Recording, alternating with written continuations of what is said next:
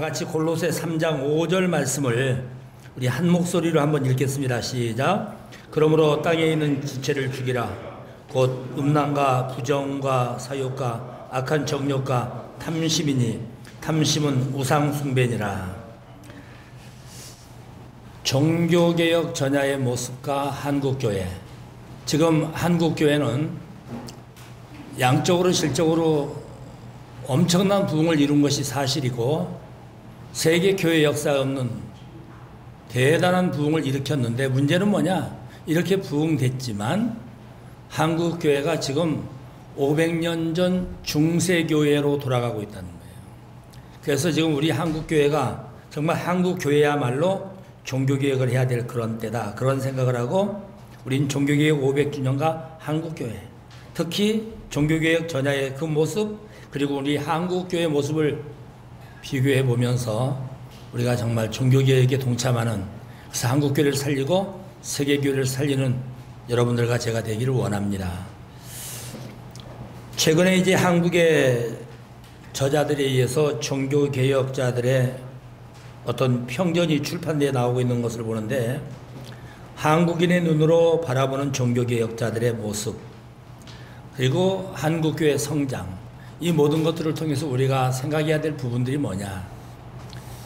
정말 세계교회 역사에 있어서 한국은 대단한 속도로 부흥을 했고 지금 1000만 성도를 육박하고 있는데, 이렇게 세계교회에서 자랑할 만큼 교회 수도, 성도 수도 가장 급속도로 세계교회사의 가장 빠른 시간에 큰 부흥을 일으켰고, 또 단일교회로서 세계에서 가장 큰 교회, 가장 교세가 큰, 가장 많은 성도를 보유하고 있는 그런 교회가 대한민국에 있다는 것이죠. 그런데 오늘 한국교회의 실상을 보면은 그러한 은혜가 무색할 정도예요. 마치 500년 전 종교개혁 전야의 그 부패하고 타락했던 모습을 지금 흡사하게 볼 수 있는 그런 상황으로 가고 있습니다. 종교개혁은 한순간에 갑자기 일어난 사건이 아니에요. 그 전조 증상이 너무나 분명했는데, 그리고 때가 이르렀을 때 종교개혁에 하나님의 놀라운 능력으로 불같이 타오르는 역사가 있었습니다.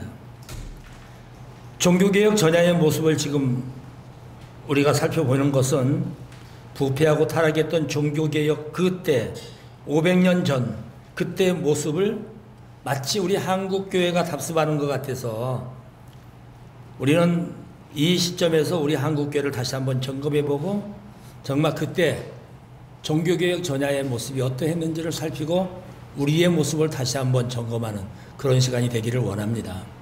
제가 오늘 종교개혁 전야의 모습 4가지로 구분했는데, 첫째는 교회의 탐욕, 둘째는 사제들의 타락, 셋째는 사제의 무지, 그리고 넷째는 성도들의 각성이었습니다.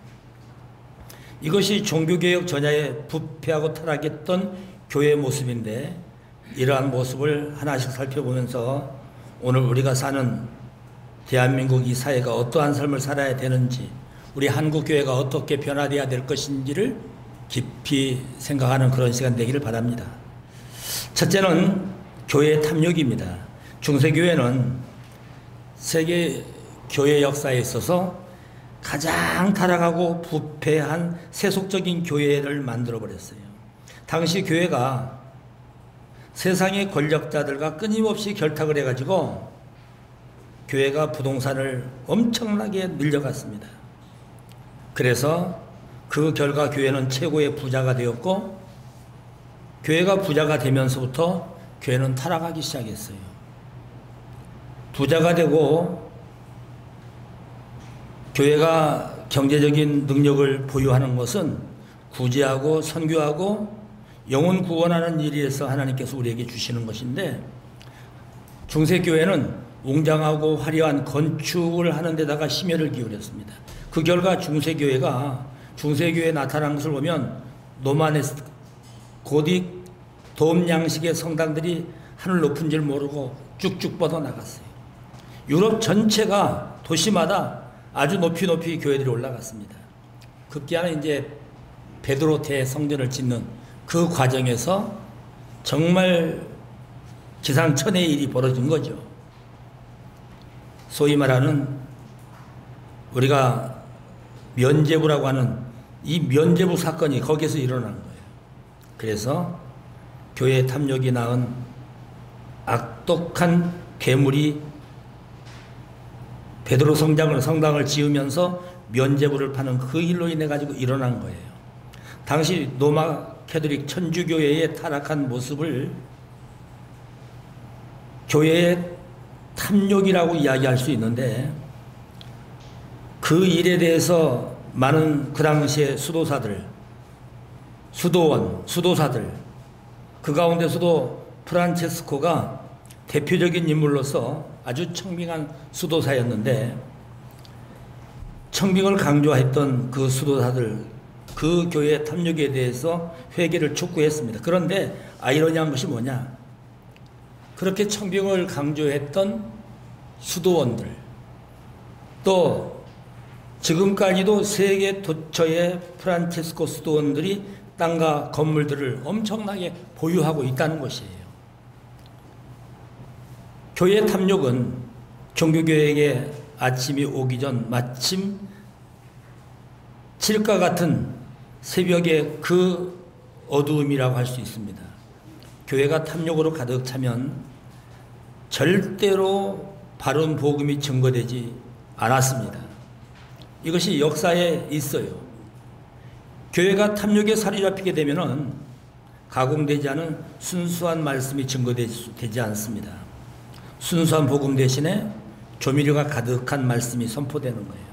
그래서 가톨릭의 면죄부가 바로 교회의 탐욕을 보여주는 명백한 증거였습니다.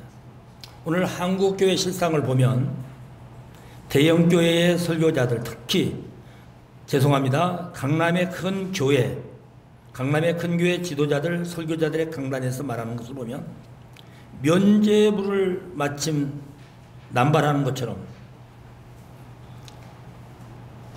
죄송하지만 성도들에게 더 이상의 부담을 주는 설교를 하지 말자, 십자가나 고난이나 회개나 심판이나 이런 무서운 설교에 대해서는 하지 말라고 하는 사탄의 아주 강력한 요청대로 수용을 하고 있어요. 원색복음을 전하려고 하는 것은 마치 경쟁사에서 힘들고 살기 어려운데, 그런 살기 어려운 성도들에게 피곤하게 그런 설교를 하면 되겠냐고 사탄이 달콤한 감언을 해서 설교에 이 감언하는 일에 속고 있는 것을 우리가 볼 수 있습니다. 물론 무슨 강남만 그런 건 아니에요. 강북의 교회들도 지금 이런 모습으로 돌아가고 있어요. 원색복음, 이 원색복음을 전하는 일들이 지금 많이 퇴색되고, 사방에서 복음은 전하지만, 말씀은 전해지고 있지만 진정한 생명력 있는 말씀이 전해지고 있느냐? 물론 좋은 말씀, 바른 말씀 전하는 분들도 많이 계시지만 지금 많은 대형 교회들이 그렇게 하지 않고 있다는 것이에요. 사탄은 바른 복음을 선포하지 말고 재미가 있고 기복적이고 번영에 대한 복음을 전하라고 속삭입니다. 조미료가 가득한 달콤한 설교, 성도들의 구미에 맞는 기복 설교를 하라고 자꾸 부추기고 있는 거예요. 교회가 탐욕이 가득 차 있으면 세상과 타협하기에 안성맞춤입니다. 그래서 교회와 세상이 누이 좋고 매부 좋다고 서로가 좋은 관계를 맺으려고 애쓰는 거죠. 더구나 요즘 교회가 정말 신학생들은 오죽순 나오는데 설교할 강단이 없어요. 이것이 마침 유럽교회나 북미주의 교회들을 지금 보는 것 같아요. 그래서 북미주의 큰 교회들 부목사들이 들어가서 몇 년 있다가 때가 되면 교인들을 끌고 나와서 개척하는 그런 경우가 비일비재합니다. 한국도 마찬가지예요. 제가 우리 교회 부목사들을 뽑을 때 설교 잘하는 목사를 뽑는다, 그렇게 이야기를 하고, 실제로 설교를 들어보면 설교를 참 잘해요. 저보다 잘해. 근데 어떤 분들이 우려해요. 너무 설교 잘하는 사람 하면은 담임 목사가 위태하다. 근데 저는 그렇게 생각하지 않아요. 성도들이 부목사는 부목사고 담임 목사는 담임 목사로 생각하는 거예요. 그리고 그렇게 의식을 느낄 것 같으면 목회를 빨리 사임하고 그만두는 것이 좋죠. 자, 그런데 이러한 교만한 모습들, 한국교회의 이러한 지금 교회의 모습들이 마침 열왕기상 14장 9절 이하의 말씀에 나타나는 것처럼 북이스라엘 초대 왕이었던 여로보암, 그가 왕이 된 다음에 바로 권력에 오르자마자 우상숭배를 하기 시작했습니다. 그래서 하나님께서 그의 아들 아비야를 병들게 했어요. 그랬더니 여로보암이 다급해지니까 그의 아내를 변장을 시켜가지고 아이야 선지자에게 찾아가서 소위 오늘날로 말하면 점치라는 거예요. 예언을 좀 들어봐라. 그래서 그 부인이 변장을 하고 왕비가 아닌 것처럼 평민처럼 하고 찾아갔는데 놀라운 것은 하나님께서 선지자에게 모든 것을 다 가르쳤어요. 아이야 선지자가 그가 올 것을 변장하고 올 것을 알고 있었고 오자마자 딱 그를 지적하면서 예언을 합니다. 여로보암의 집을 깨끗이 청소해서 그에게 속한 모든 자들을 부끄러운 죽음을 당하게 할 것이라고 말씀했고 모든 것이 그와 같이 됐어요. 성도가 누구에게 속하느냐가 중요합니다. 아주 매우 중요합니다. 성도는 예수 그리스도에게 속해야 됩니다. 이것이 성도의 최대의 자부심일 것이에요. 그런데 종교개혁 전야의 모습은 물질에 대한 탐욕, 물질에 대한 탐욕은 아까 우리가 말씀 읽은 것처럼 그것이 곧 탐욕이 우상숭배라 그랬어요. 물질에 대한 탐욕에 사로잡혔어. 그래서 탐욕을 부끄러워하지 않고 도리어 탐욕에 대한 자부심으로 긍지를 가지고 있었단 말이에요. 그러니까 목회자가 탐욕의 한 중심에 서 있으니까 성도들도 자동적으로 탐욕을 부끄러워할지 모르는, 그래서 교회 전체가 탐욕으로 가득 차버렸어요. 그것이 축복인 줄 착각을 했던 거예요. 그렇다면 오늘날 우리 한국교회는 어떻습니까? 부유함과 부자 자신을 위한 목적이 될 때 비로소 탐욕이 무서운 결과를 낳게 되는데, 하나님께서 우리에게 물질을 주시는 것은 나눔을 위해서 주시는 거예요. 성도에게, 교회에 물질을 주시는 것은 선교하고 구제하고 정말 어려운 이웃을 위해서 쓰도록, 선교사들을 위해서 쓰도록 주시는 것인데, 이것을 탐욕하게 되면은 이것은 큰 병폐가 되고 교회를 망가뜨리는 결과가 되는 거예요. 더구나 교회는 부를 가난한 사람들에게 구제하는데, 선교하는데, 그리고 선교사를 돕는데, 미자립 교회를 돕는데 써야 됩니다. 한국 교회가 지금 어떻습니까? 부의 양극화가 아주 심화돼 가고 있어요. 대형 교회는 갈수록 부가 넘치고, 개척 교회는 지금 기본 생활이 안 돼서 뭐 1년에 문 닫는 교회가 몇천 교회다 그런 얘기가 있잖아요. 얼마 전 얘기입니다마는 강남의 모 교회가 어마어마한 수백억의 돈을 들여서 건물을 샀어요. 그리고 청년들의 휴식 공간을 만들었어요. 청년들이 너무너무 좋아하고 많은 청년들이 몰려들었어요. 그 교회는 청년들로 가득 차고 부흥되기 시작했어요. 그래서 그를 잘 아는 목사님이, 저도 그분을 아는 분인데, 그 목사님 찾아가서 목사님 10억이면 어느 지역에 건물을 사서 그 지역의 청년들에게 복음 전할 수 있는 좋은 기회가 되는데 몇 군데 그렇게 좀 투자하시면 어떻습니까? 이런 지하에 거절을 당했어요. 그 교회는 날로 부흥되고 청소년들이 넘치고 있습니다. 주변의 작은 교회들 보세요. 청년들이 씨가 말라버렸어요. 오늘 기자 여러분들에게 그리고 여기 계신 목사님들에게 이런 현상이 과연 바람직할지 또 주님께서 기뻐하실지 여러분들에게 묻고 싶습니다. 그리고 시간이 정말 된다면 토론도 해보고 싶습니다. 오늘 교회의 탐욕은 바로 종교개혁의 전야의 모습이었습니다. 오늘날 한국교회는 종교개혁 전야의 모습을 답습하는 것 같아서 마음이 아픕니다. 종교개혁 전야의 모습 둘째는 성직자들의 타락입니다. 미가서 3장 11절 말씀을 거기 기록되어 있으니까 한번 같이 읽어보겠습니다. 시작.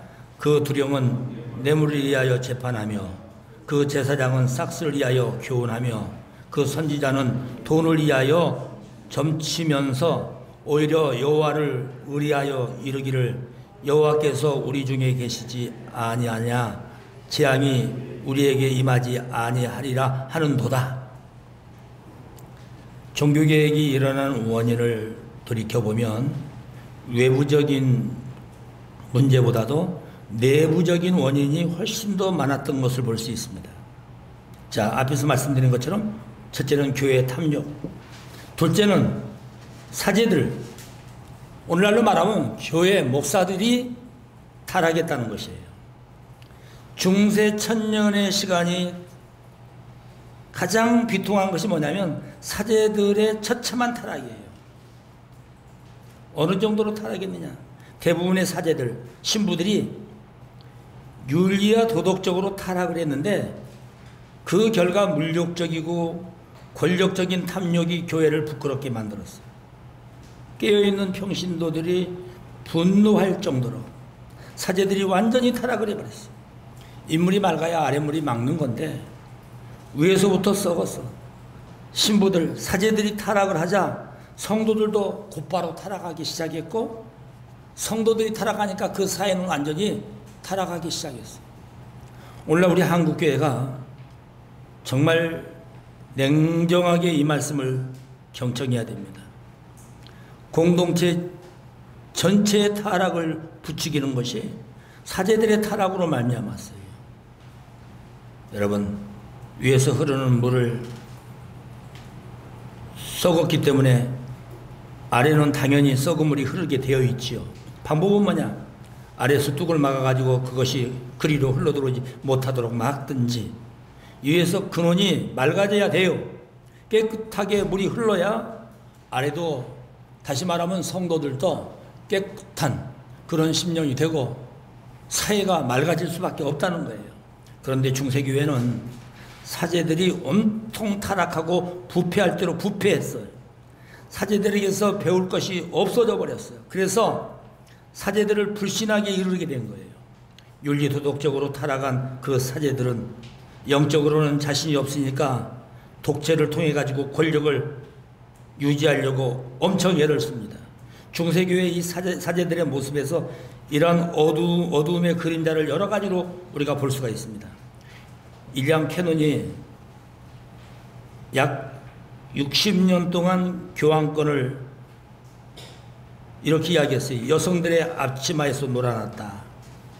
교태와 유혹을 통해서 매춘부인 데오드레와 바르디아가 로마의 모든 사제들을 지배하고 교회를 지배했을 뿐만 아니라 서방교회를 흔들어 놓았다고 지적을 했어요.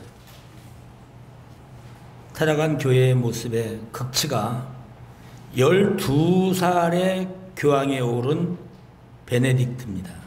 베네딕트 9세인데 그가 교황직을 최고의 값에 존 그라티엔에게 팔아버렸어요.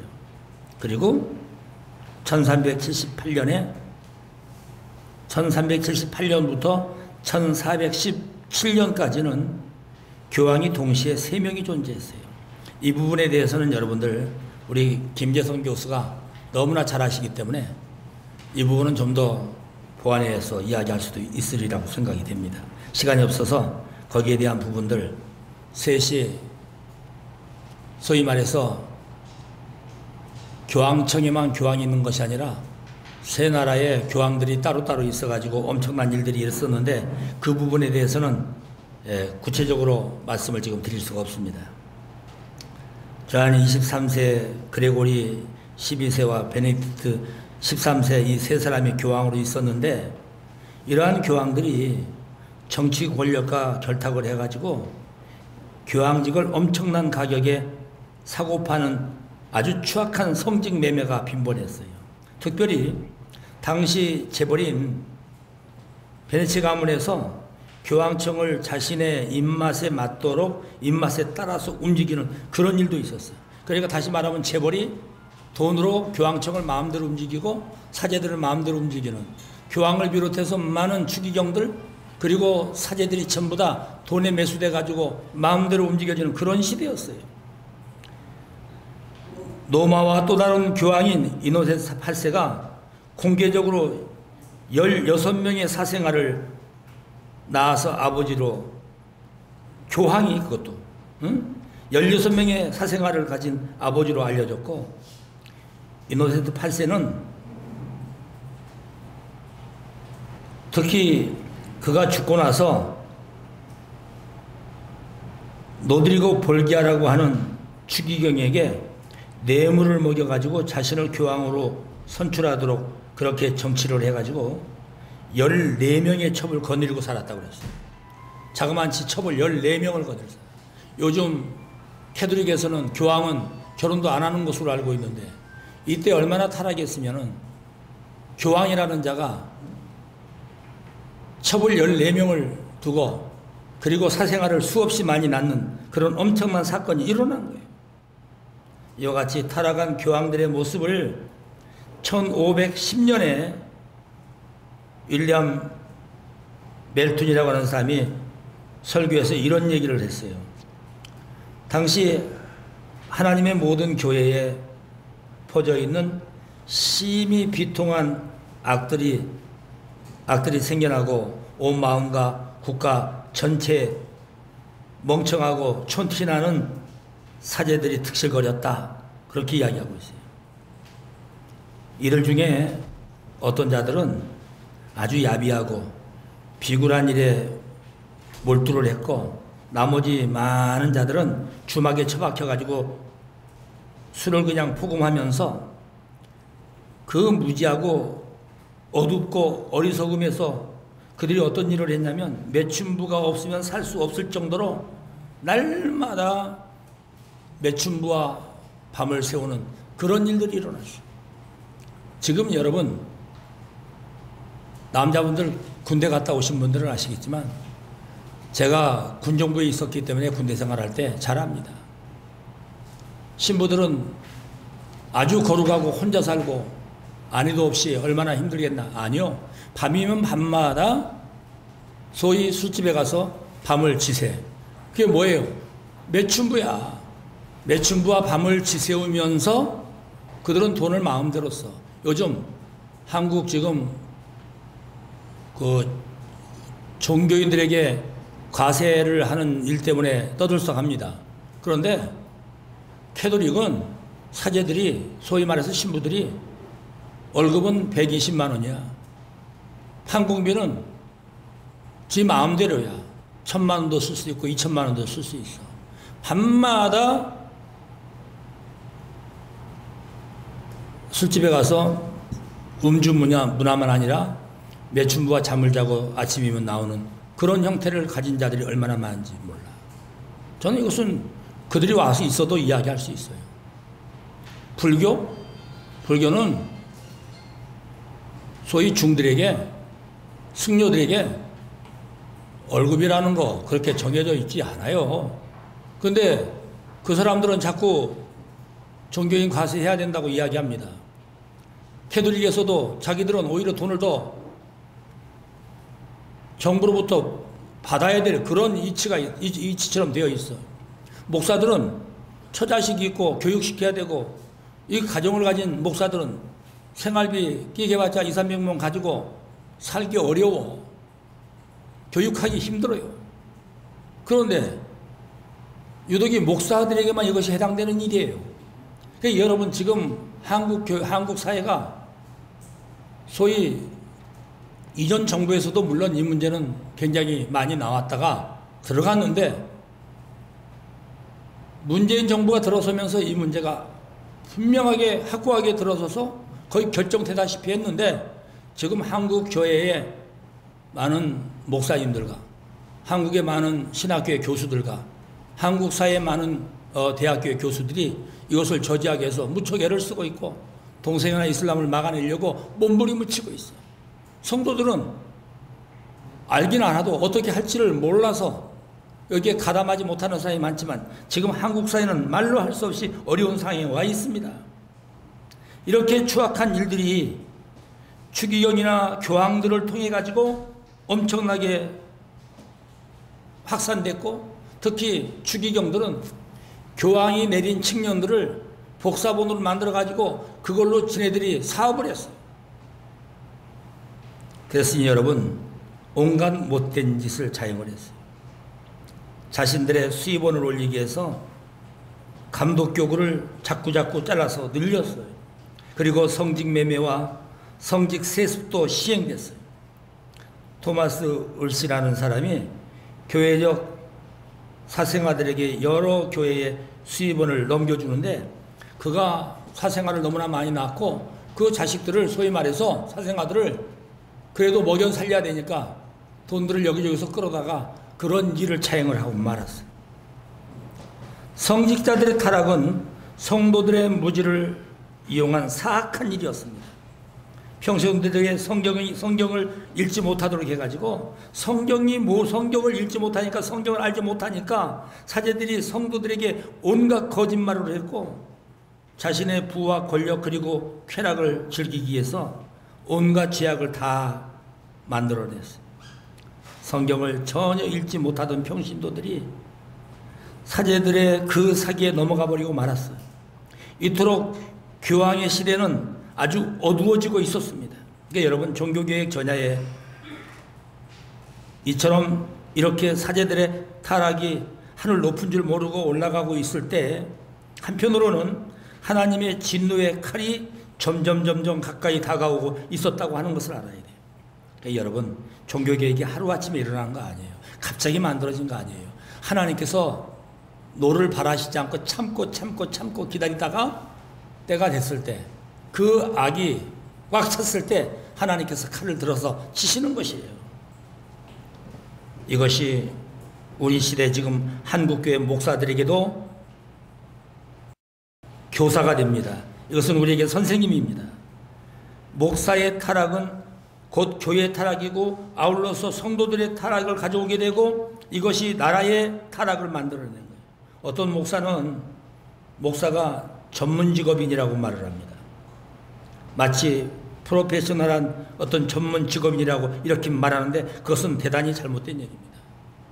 목사는 하나님의 소명받은 그리고 하나님으로부터 부여받은 사명을 감당하는 자들이지 목사들이 프로페셔널해서 무슨 뭐 큰 돈 받고 크게 일하고 큰 교회에서는 크게 많이 받고 작은 교회는 작게 그거 아니에요. 제가 군대에서 같이 군대 생활하고 같이 사역했던 친구 중에 한 사람이 장신 나와가지고 전북 임실군 운암면 하감리 조그마한 수몰지구에서 교인 10명도 안 되는 교회에서 수십 년을 목회했어요. 한 군데서. 그분이 그 주변에서 워낙 성실하니까 좋은 교회, 큰 교회에서 청빙이 많이 왔어요. 그런데 그분은 다 거절했어요. 이 어려운 교회, 내가 지금 여기는 그래도 이만큼 자리를 잡고 외부에서도 돕는 분들이 생겨서 생활할 수 있지만 다른 젊은 분들이 와서 이것을 어떻게 감당하겠느냐. 여기서 내가 마지막까지 생을 마치겠다. 그래서 그렇게 요청하지만 안 갔어요. 그리고 끝까지 거기에 지키고 몇 년 전 돌아가셨어요. 아주 제 절친인데 그 죽음에 대해서는 지금 이야기할 수 없지만 그런 엄청난 사건들이 우리 주변에는 정말 악한 일도 있지만 선한 목사들도 많이 있는 것을 볼 수 있습니다. 그래서 여러분 목사가 너무 가난해도 너무 부해도 좋진 않아요. 일용한 양식으로 족한 줄 아는 그런 자세를 가져야 됩니다. 물질의 탐욕만이 아니라 또 세습을 통한 권력의 탐욕, 그리고 성의 탐욕, 이것이 교회의 근간부터 뿌리까지 무너지게 했어요. 우리 주변에서 지금 들려오는 목회자들의 성적 타락, 돈에 대한 과도한 욕심, 권력, 명예, 거기에 중독된 그런 사람들이 얼마나 많은지 말로 할 수가 없습니다. 거기에 세습까지. 이 세습 문제는 좀 전 달리 생각합니다만은, 소명이 없는 아들, 목사가 되기 싫은데도 억지로 목사 만들어가지고 수천 명, 수만 명 되는 교회에 다른 사람에게 안 맡기고 자기 아들에게 맡기기 위해서 정말 소명이 없는 자에게 목사관을 씌워가지고 그 자에게 그 교회를 대물림하는, 그래서 교회가 풍비박산이 나고 어려운 일 당하는 그런 교회들이 있는데, 그것은 대단히 잘못된, 정말 그것은 세습이에요. 무슨 기업가가 기업 아들에게 물려주는 것처럼 그렇게 해서야 되겠습니까? 그러나 저는 한 가지 다른 건 분명하게 이야기할 수 있는 게 뭐냐면, 할아버지가 담임 목사였고 아버지가 그 뒤에 후임자였고 지금 아들이 후임자 되는데, 근데 그 되는 데 있어서 소명감이 분명하고 탁월한 달란트가 있고, 그리고 교회에서 정식으로 공동회의에서 3분의 2 이상의 득표를 얻어서 정식 담임 목사로, 이임 목사로 청빙을 받았다면 그것은 세습이라고 이야기해서는 안 됩니다. 무슨 김정일이, 김일성이가 김정은에게 그렇게 세습하는 그런 세습이 아니에요. 그런 것까지도 세습이라고 이야기해서도 안 될 뿐만 아니라 한국교회뿐만 아니라 세계교회가 정말 아버지 때보다 아들 때 훨씬 더 부흥되고 훌륭한 목사로 그렇게 남는 분들이 얼마나 많습니까? 그것을 우리는 세습이라고 이야기해서는 절대로 안 되는 것이에요. 종교개혁 그 전에 개혁을 외쳤던, 제가 종교개혁에 대한 지금 강연을 한 대여섯 번 하고 있는데, 존 위클리프에 대해서 제가 몇 번 터치를 했지만, 지금 이 시대에 위클리프의 소리에 귀를 기울여야 됩니다. 그가 1378년 목회 직분에 관하여라는 책을 썼는데, 사제들을 향해서 무서운 말을 했습니다. 모든 도덕적 잘못들을 청산하고 하나님의 말씀으로 그리스도의 양떼들을 먹이라, 그렇게 이야기했어요. 이 위클리프는, 사제는 단순하고 검소하게 살아야 하고 전적으로 지역 교회의 후원에만 의존해야 될 것이다, 그렇게 강조했어요. 하여간 그래서 교황을 만약에 여기서 벗어난다면 그것은 적그리스도라고까지 강하게 이야기했기 때문에 교황에게 미움을 사고 결국은 엄청난 고통 후에 순교를 당했습니다마는, 오늘 위클리프의 이 애침이 한국 대형교회 목사들 귀담아 들어야 될 말입니다. 교회의 탐욕과 목사의 타락, 이것이 성도의 타락을 부추겼고, 목사가 모여서 목사가 보여줘야 될 그런 삶을 전혀 보여주지 못했기 때문에 교회들이 피폐해졌고 성도들은 타락할 대로 타락되었는데, 오늘 목사들이 정말 지금 책임을 막중하게 생각하고 예수님처럼, 바울처럼, 물론 그렇게 살기는 힘들지만, 그것은 어려운 일이지만, 그럼에도 불구하고 우리 모두가, 목사들이 정말 경성하고 겸손하게 회개하고 그리고 새로운 삶을 목사들부터 살아야 됩니다. 더구나 종교개혁의 열매로 생각한다면 만인 제사장된 성도들도 마찬가지죠. 오늘 우리 성도들이 그리스도인이 됐다면 우리의 모습을 통해서 그리스도의 사랑과 그리스도의 거룩과 겸손과 검소함이 나타나야 됩니다. 오늘 한국교회 목사들과 장로님들, 그리고 권사님들, 성도님들의 모습을 하나님의 불꽃 같은 눈으로 살피고 계시다는 것을 기억해야 됩니다. 나는 과연 성별될 삶을 살고 있는지 이 시간에 냉정하게 나를 돌아보세요. 두렵고 떨리지 않는지. 타락한 목사, 성도들이 개혁만 살 길이라는 것을 알고 우리 모두가 이 일에 있어서 반드시 개혁되어져야 됩니다. 종교개혁 전야의 모습 셋째는 성직자들의 무시한 소치입니다. 이사야서 56장 10절로 12절, 여러분 거기에 말씀은 시간이 없어서 읽지 않고 지나갑니다. 종교개혁은 어느 한순간에 하늘에서 떨어진 것이 아니라는 거예요. 계획의 때가 이르렀을 때에 하나님께서 이 일을 이루신 거예요.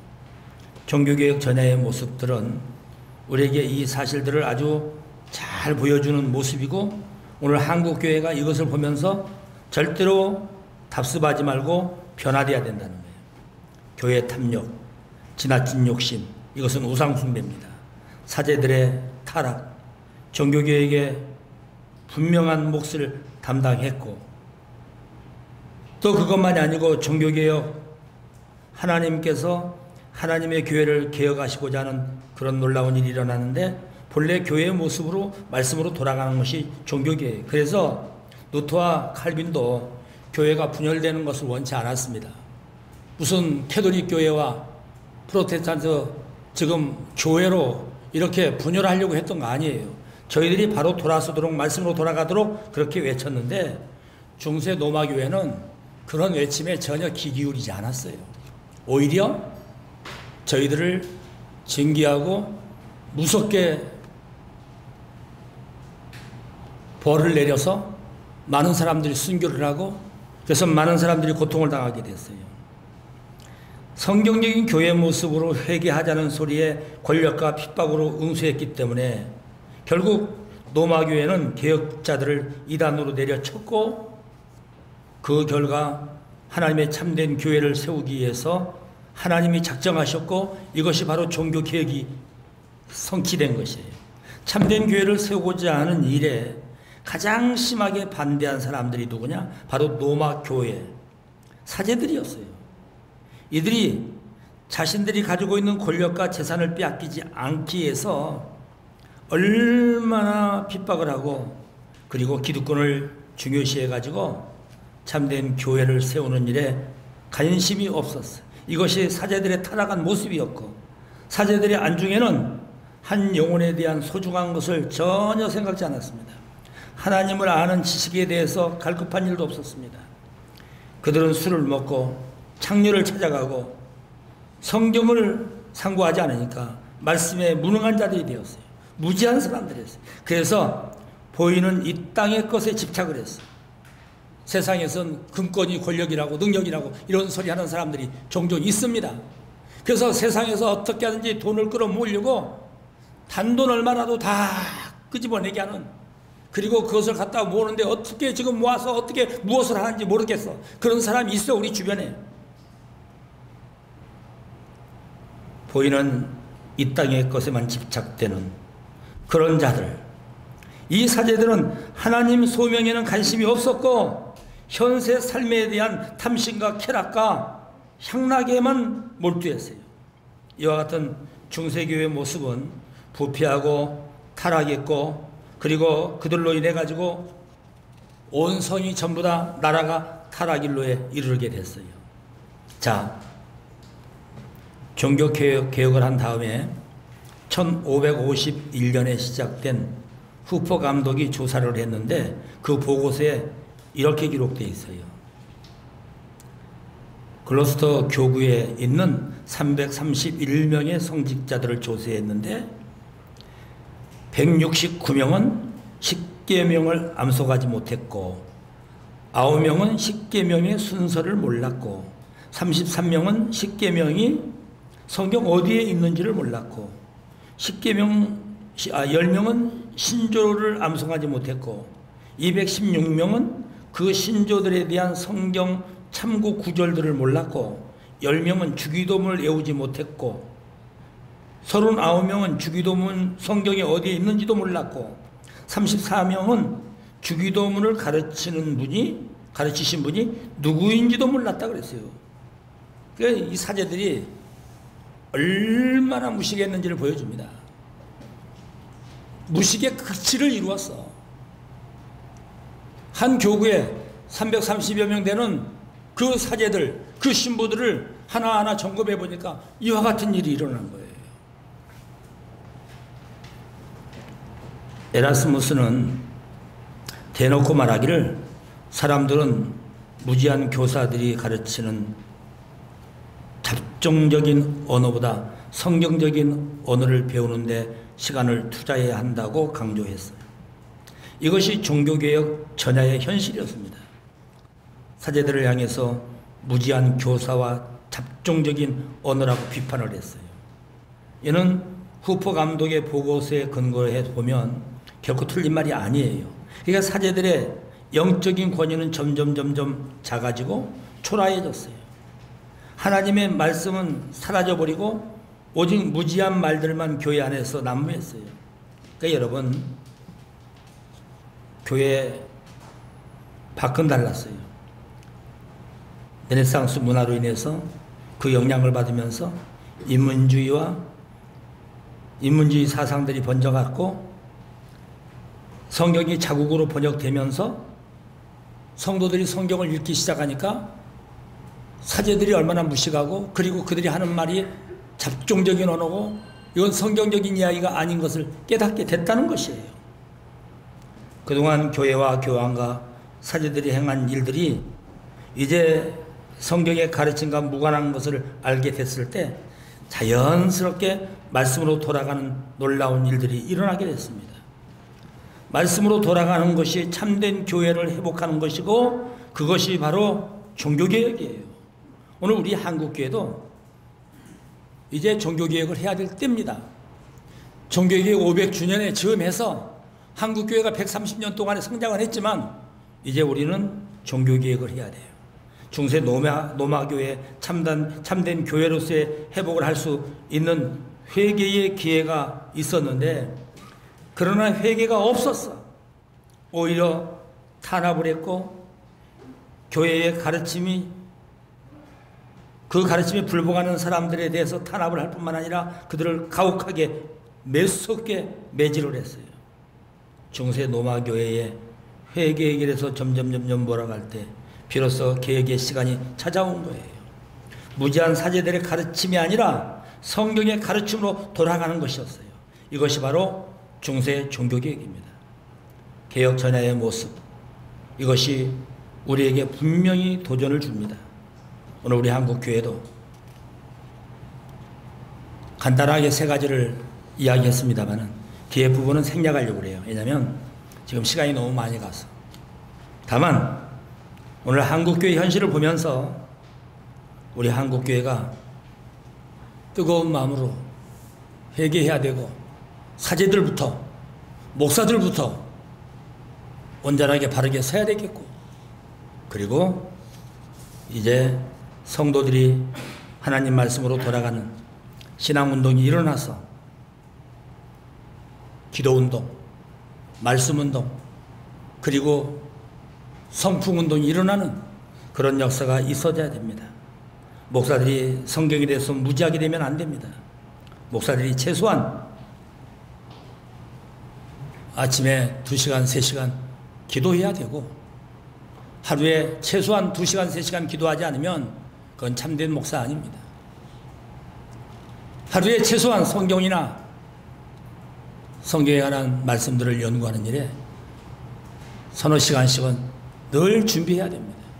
그래서 무시간 목사가 돼서는 안 됩니다. 오늘 우리 한국교회가 목사들 스스로 이런 자성이 일어나야 되겠지만 장로님들, 권사님들, 교회 성도들이 목사님으로 하여금 그와 같이 될 수 있도록 독려하고 격려하고 힘을 실어주고 그들로 하여금 정말 하나님의 말씀에 매달리도록 그런 모든 모습들을 만들어 드려야 됩니다. 그래서 오늘 한국교회는 종교개혁 전야의 모습과 같이 지금 모든 면에 정말 어쩌면 이렇게 딱 맞아 떨어지는지 이때 우리가 이 모든 말씀들을 기억하면서 종교개혁을 하는 정말 종교개혁이 일어나는 그런 우리 한국교회, 특별히 목사님들, 장로님들, 우리 성도님들이 되어지길 바라고, 성도들의 각성만이 종교개혁을 안성합니다. 자국어로 성경이 번역되고 찬송가가 자국어로 만들어지고, 유럽의 많은 나라들이, 그리고 북미 지역의 오세아니아에 이제 말씀이 증거될 때, 그리고 성도들이 그 성경을 보면서 눈이 열렸어. 그리고 라틴어로 신부가 혼자만 떠들고 그 다음에 혼자 설파하는 그 이야기들을, 그 무식한 말들을 할 때 교인들이 몰랐지만 성경을 볼 때에 그것이 아닌 것을 알게 되었고, 성도들의 각성으로 인해서 세계 교회는 개혁되어졌고 놀라운 일들이 사방에서 일어나게 됐어. 종교개혁 500주년에 지금 이제 불과 2개월밖에 남지 않았는데, 우리 모두가 스스로 자성하고 저부터 우리 모두는 정말 종교개혁에 동참해서 한국교회를 새롭게 깨우고 일으키는 그런 역사가 일어나기를 바랍니다. 감사합니다.